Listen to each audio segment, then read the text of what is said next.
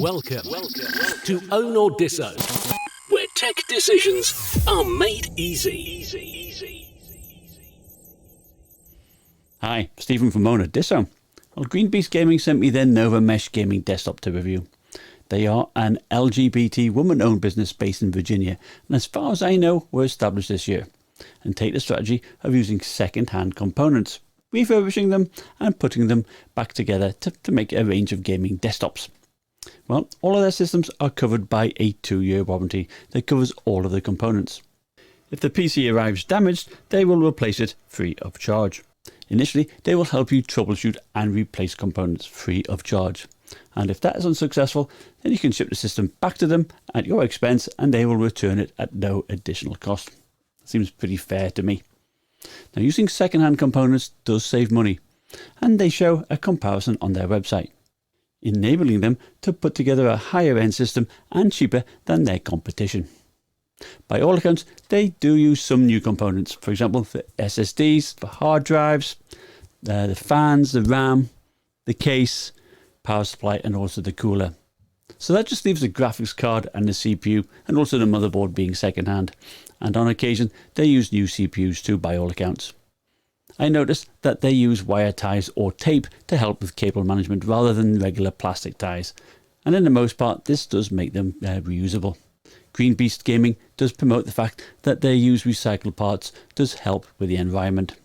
Now, they do look legit and accept many payment options such as Apple Pay, Google Pay, PayPal, Venmo and Visa, many of which give you some buyer protection. Now, my system, the Nova Mesh, costs $1,643 as configured, but you can configure it as you see fit. They have a wide range of the latest PC hardware to choose from. How does the cost of $1,643 compare to if you actually built this system yourself using new parts, mostly from Newegg or perhaps even Amazon? Well, I totaled it all up and the cost came out about the same. This makes it a no-brainer in my opinion. You get 2 years of warranty, plus you get technical support, and you don't have to build it yourself, saving you a bunch of time. Now, the system came well packaged. It was double boxed and included polystyrene peanuts and those airbags. They also included a Thermaltake bag with some power supply cables and a wall plug. It uses the Bitfenix Nova Mesh SETG case that is available in black, white and purple. The case measures 450mm or 17.7 inches high, 380mm or 15 inches deep, and 210mm or 6¼ inches wide. Like many suppliers, they use expanding foam packaging to ensure the graphics card is in place. Now, CyberPower PC did that on my 4090 rig, and it was fine, but oftentimes these cards are really heavy now, and I would prefer if they were packaged separately to avoid any stress on the motherboard. The see-through tinted 4mm tempered glass side panel was protected by plastic film. And there was also an envelope in the box that contained the motherboard speaker, a sticker and 2 Wi-Fi antennas. It did come with the Asus TUF Gaming B660M plus Wi-Fi D4 micro ATX motherboard. It has 2 M.2 slots, one of which was occupied with a TeamGroup T-Force Cardia PCI Express 4 drive that had read speeds of 5000 megabytes per second and write speeds of 3776 megabytes per second, so it was plenty fast. But you can choose a slower 500 megabytes per second drive to save $20 should you wish, but I wouldn't recommend doing that. Now, the CPU is the 12th gen i7-12700K. Now, that's a 12-core, 20-thread chip that is still plenty fast. In the new Cinebench 2024 test, it had a multi-core score of 1133 points, which is 25% slower than my 32-thread laptop 13900HX CPU. But that chip has 60% more threads. And it also had a single core score of 111 points, so it looks good to me, and at no point in my testing did I have any instability issues. Now, my graphics card was the Gigabyte RTX 4070, and it looked clean, not dirty like you would perhaps associate with a used GPU. And the case can handle actually cards up to 315mm in length. The Bitfenix case looked easy to work on with thumb screws to access both side panels. Cabling looked neat and tidy with no loose cables that can interfere with any fans. The case has 23mm of room at the back to store all of those excess cables, along with the ARGB fan controller that can handle 6 fans. My system had 3 120mm fans at the front, and access to these is simple by pulling off the front panel. which has a fine mesh to allow air inside whilst reducing the amount of fluff being sucked into the system.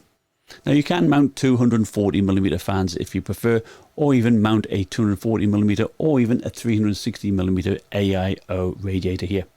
Now there is a drive bay at the bottom that can handle 2 drives, and this can actually be moved to the right to allow for space for a radiator to be mounted at the front. At the back there's a single 120mm fan for exhaust. You can have a 120mm AIO water cooler there if you prefer.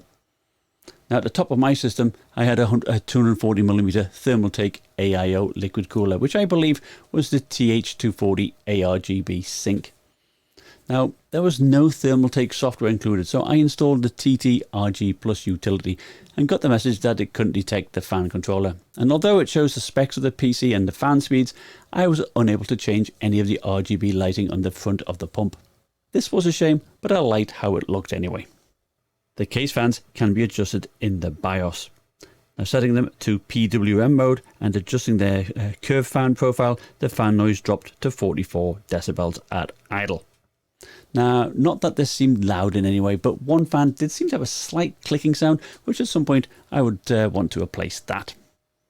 Now the power supply that was installed was the Thermaltake ToughPower GF-A3 750 watts, which didn't show up in their configurator, but you can go all the way up to actually a 1050 watt 80 plus gold, which would be a good option if you wanted to go with say a 4080 or 4090 GPU.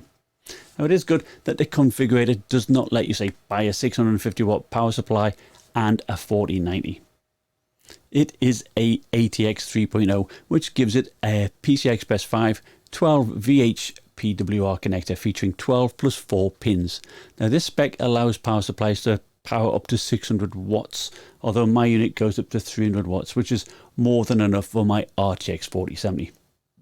As with many Thermaltake power supplies, there is their Smart Zero fan switch, which keeps the fan off until it reaches 30% of its supply threshold. Now in my fan audio test, I didn't have this switch on, but I don't really think it would make that much difference in the idle reading. Under the case there is a dust filter and there is a magnetic one at the top of the case. The power, reset button, 2 USB Type-A ports and audio jacks are located at the top right front edge of the case, making it convenient if the desktop is located under your desk. However, I would have liked to have seen more on the front of the case for those that have it actually on the desk. As for the rear I/O, you have an HDMI, you have a DisplayPort, you have 4 USB 3.2 Gen 2 ports, 2 USB 2s, 1 USB 3.2 Gen 2 Type-C, you have a USB 3.2 Gen 1, and you have a 2.5 Gigabyte Ethernet port. You also have Intel Wi-Fi 6 and 7.1 channel audio. Now one thing to be wary of is that if you do have a radiator mounted at the top of the case, it doesn't leave you any clearance to get the RAM out. You will need to remove the fans first.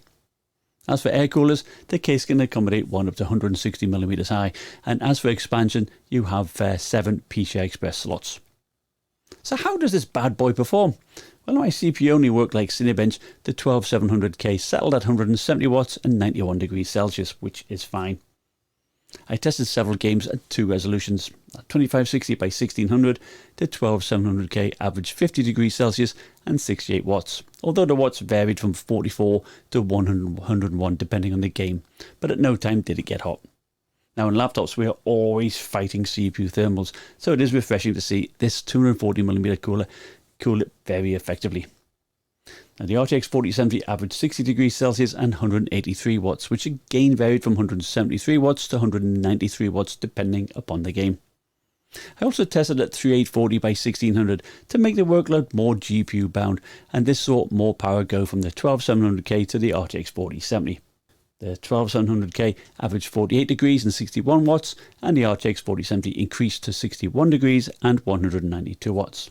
So it is clear that both the GPU and the CPU thermals were spot on, and the power supply is more than capable of handling this workload. I saw no stutters, I had no crashes or blue screens in any of my testing. The RTX 4070 has 12GB of VRAM, something the laptop version should have if I'm honest. It coped well with all of my game testing, and I will be doing a video whereby I compare it against a laptop 4070 and a laptop 4080, so make sure you do sub up for that. So what did I think of the Green Beast Nova Mesh desktop? Well, if I didn't know otherwise, I would have thought that everything was new. The system was clean, it was well put together, it was well cooled, and it performed without any glitches. That slight click of the fan is an easy fix, but I do wish that they had installed the Thermaltake software and configured it so the pump RGB could be changed. Now, based on what I tested here, I would have no qualms recommending a system from Green Beast Gaming. That is 100% honest opinion from me. Now, this may be a sponsored video, but if the unit sucked or wasn't worth it at all, that the people that know me would agree I am nothing but honest and upfront. Now, true, you can buy second-hand components yourself, but that is always a bit of a lottery. Now, I'd like to thank you for watching. Now, I leave a link in the description below to where you can buy the Green Beast systems, and let me know what you think in the comments. Bye now.